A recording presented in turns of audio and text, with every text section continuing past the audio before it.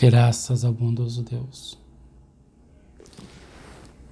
Palavra do Senhor, Pai seja contigo, da parte de Deus. Marcos capítulo 9, começando diz bem assim: Então lhes falou Jesus: Com toda certeza vos asseguro que alguns dos que aqui estão de modo algum passarão pela morte, até que vejam o reino de Deus chegando com poder. Passando 6 dias, tomou Jesus consigo a Pedro, Tiago e João e os conduziu a um lugar retirado, no alto de um monte, onde puderam ficar a sós. E ali ele foi transfigurado diante deles. Suas vestes tornaram-se alvas de um branco reluzente, como nenhum lavandeiro em toda a terra seria capaz de alvejá-las. Então apareceu à sua frente Elias com Moisés, e estavam conversando com Jesus. E Pedro, tomando a palavra, sugeriu: Rabi, é muito bom estarmos aqui. Vamos erguer 3 tabernáculos, um será teu, um para Moisés e outro para Elias. Pedro não sabia o que falar, pois eles haviam ficado aterrorizados. Em seguida surgiu uma nuvem que os envolveu, e dela soou uma voz que declarou: Este é meu filho amado, a ele dai ouvidos. E de repente, quando olharam ao redor, a ninguém mais viram a não ser Jesus. Está respondida a questão do começo. Com toda certeza vos asseguro que alguns dos que aqui estão de modo algum passarão pela morte, até que vejam o reino de Deus chegando. Ali é a morte do físico, né? O ver com o olho. Então, olha, ele pega Pedro, Tiago e João, eles vão. Jesus tem o corpo transfigurado. Vem Moisés e Elias, mas também uma nuvem, né? Aquela nuvem, e fala com eles. Aquela nuvem é o próprio Criador, né? Quando é dito nuvem, não é uma nuvem que você possa ver como essa. É uma nuvem de luz, né? O amor envolveu eles naquele momento. E com certeza eles sentiram muito prazer naquele instante, muito amor, uma imensidão, né? Inexplicável. Ou seja, o reino de Deus, diz mesmo, reino de Deus. O reino de Deus é o próprio Deus que reina, né? E quem tem o domínio do reino é o Pai e o Filho. E é tudo dado ao Filho. Então, o Pai se regozija no Filho, porque ele é todo perfeito, faz tudo correto. E o Filho se regozija no Pai. E ambos fazem filhos para o reino dos céus, para estarem dentro de Deus, dentro da nuvem, dentro da luz, no prazer eterno, porque Deus é amor, entende? Então, pessoas maravilhadas no amor de Deus. Eles puderam ver ali. Alguns dos que estão aqui não verão a morte até que venha o reino dos céus. Mas não quer dizer que os outros não viram e não entraram, entende? Não viveram. Mas foi dado aquela experiência a eles para que você também soubesse que o reino dos céus é o próprio Deus, é estar dentro de Deus. Porque Jesus Cristo disse: Vim do Pai e vou para o Pai. Estar no Pai. O Filho está no Pai e o Pai no Filho, entende? É um reino espiritual eterno. E Deus é glória. Estar dentro da glória. Deus é glória, poder, luz, esplendor, vida e infinitos atributos. Infinitos. Por isso não tem fim e é a eternidade. Assim que chegaram onde estavam os demais discípulos, observaram um grande aglomerado de pessoas ao redor deles e os mestres da lei discutindo com eles. Logo que a multidão percebeu Jesus, tomada de surpresa, correu para ele e o saudava. Então Jesus dirigiu a palavra aos escribas e os inquiriu: O que discutis com eles? Contudo, um homem no meio da multidão replicou: Mestre, trouxe-te o meu filho, que está tomado por um demônio que o impele de falar.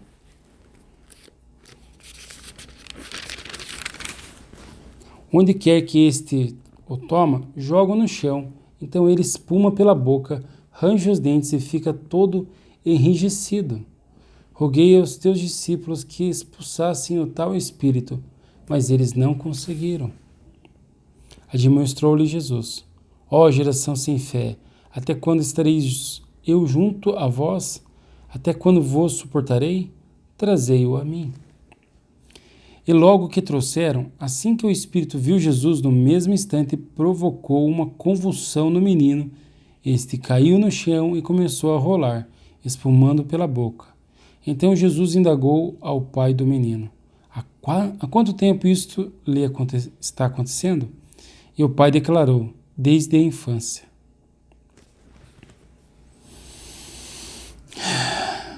Jesus, o bom médico, né? Quanto tempo isso está acontecendo? Muitas vezes esse demônio o tem jogado no fogo e na água para matá-lo. Todavia, se tu podes fazer algo, tem compaixão de nós e, de alguma maneira, ajuda-nos. Jesus no consultório. Se podes, respondeu Jesus. Se podes, contestou-lhe Jesus, se podes? Como assim? Se eu posso fazer alguma coisa? Jesus dizendo. Aí Jesus responde de novo: tudo é possível para aquele que crê. Jesus falava dele mesmo, entende? Quando ele falava, se podes? Tudo é possível para aquele que crê. Ele dizia dele mesmo, porque ele crê e tem toda a fé. Então, para ele era tudo possível. Por isso a pergunta. O moço disse: todavia, se tu podes fazer algo, tem compaixão de nós e, de alguma maneira, ajuda-nos. E Jesus responde: se podes? Contestou-lhe Jesus: tudo é possível para aquele que crê. Então, ele pode fazer. Entende? Quem pode fazer? Jesus de Nazaré. Eu? Você? Tem pessoas que dizem: você precisa crer em si mesmo. Eu preciso mais crer em Jesus. Eu preciso mais de Jesus, né? Imediatamente o pai do menino asseverou: creio, ajuda-me a vencer a minha falta de fé. Percebendo que o povo estava se juntando, repreendeu o espírito imundo, determinando: espírito mudo e surdo, eu te ordeno, deixe esse jovem e jamais o tomes novamente. Então o demônio berrou, agitou o jovem violentamente e abandonou. O menino ficou desfalecido, a ponto de todos afirmarem: ele morreu. Entretanto, Jesus, pegando a mão do menino, o levantou e ele ficou em pé. Mais tarde, quando Jesus estava em casa, seus discípulos o consultaram em particular: por que razão não fomos capazes de expulsá-los? E Jesus lhes advertiu: essa espécie de demônio só é expelida com oração e jejum.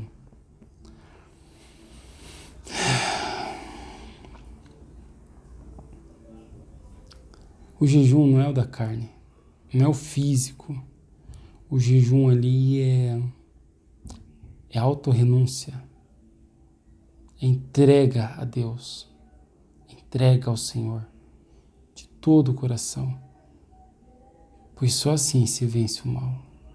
Em sua própria vida você pode também estar liberto do inimigo que é contra ti. Não digo que sobreentrar em ti, não. Digo que aquele que quer te derrotar, te destruir. Tua mente tem que estar toda entregue a Deus.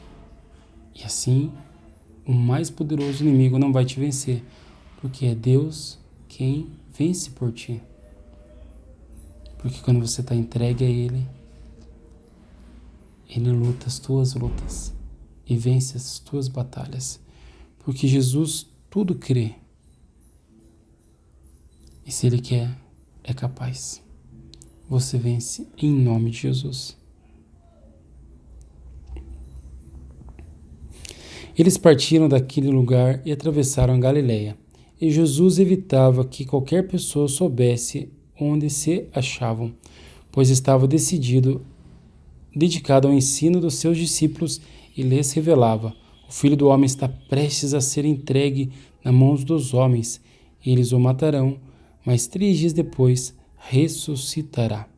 Todavia, eles não conseguiram entender o que ele desejava comunicar, mas tinha receio de inquiri-lo a este respeito. Chega um ponto que a pessoa vai descobrindo sobre Deus que ela tem medo do que ela pode mais descobrir, entende? Mas o medo deles era ficar sem Jesus. O medo deles era que realmente aquilo fosse o que estava se mostrando ser, né? Que Jesus iria deixá-los.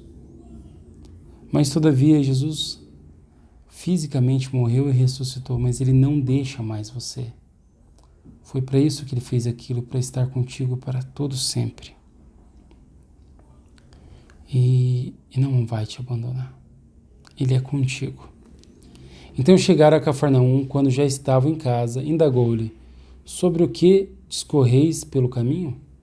Eles, porém, ficaram em silêncio, porque no caminho haviam discutido sobre quem era o maior. Assentando-se Jesus, reuniram os 12 e lhes orientou: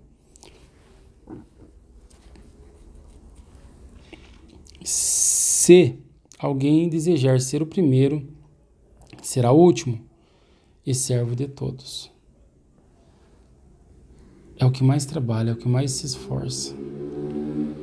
E conduzindo uma criança, colocou-a no meio deles e, tomando nos braços, revelou-lhes: quem receber uma dessas crianças, por ser meu seguidor, do mesmo modo estará a mim recebendo.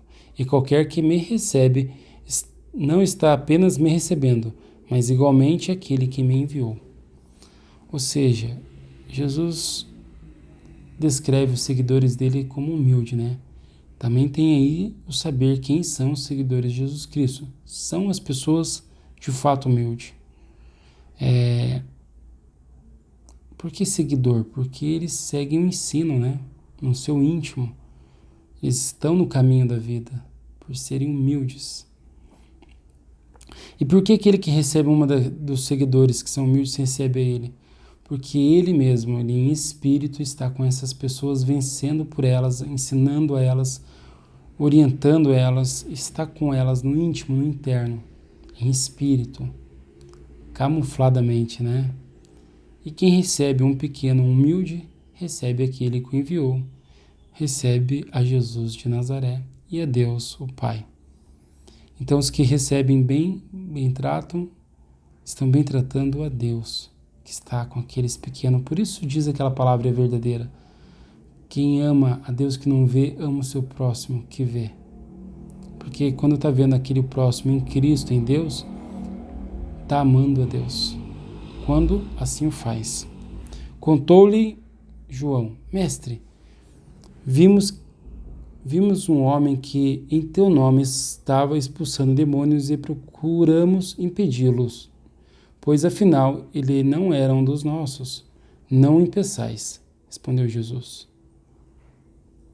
Ninguém que realiza um milagre em meu nome é capaz de falar mal de mim logo em seguida.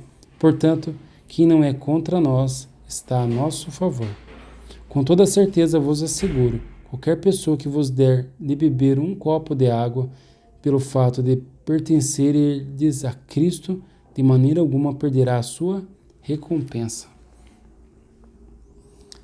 Quando você ajuda um humilde em Cristo, um pequenino, você está ajudando. Jesus toma as dores e também toma os amores, né? Então ele crê, ele é o poderoso, ele é o forte. E quando você faz os pequeninos, você está fazendo a Jesus de Nazaré, porque quem está fornecendo fé para aquelas pessoas é ele. Quem está fornecendo amor para aquelas pessoas é ele. Porque ninguém tem nada se do céu não vier. Então ele está ali entregando amor, fé, misericórdia. E ele também toma os amores, né? Cada bem que você faz e te recompensa. Sim, Jesus de Nazaré. Ele há de te recompensar. Se alguém fizer tropeçar um desses pequeninos que creem em mim, seria melhor que ele fosse lançado no mar com uma pedra de asno amarrado ao pescoço. E se a tua mão te fizer tropeçar, corta, pois é melhor entrares para a vida mutilado do que possuindo 2 mãos e ires para o inferno, onde o fogo que arde jamais aferrece. Naquele lugar, os teus vermes devoradores não morrem e as chamas nunca se apagam. E se o teu pé te fizer tropeçar, corta-o, pois é melhor entrares para a vida aleijado do que, tendo os 2 pés, seres lançados no inferno, onde o teu verme não morre e o fogo é inextinguível. Ainda se um dos teus olhos te levar a pecar, arranca-o. É melhor entrares no reino de Deus com apenas um dos teus olhos do que, possuindo 2 olhos, seres atirados no inferno.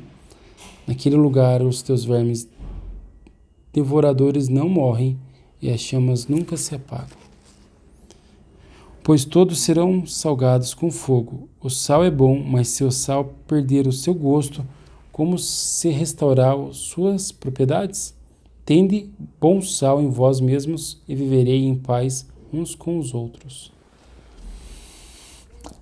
Bom,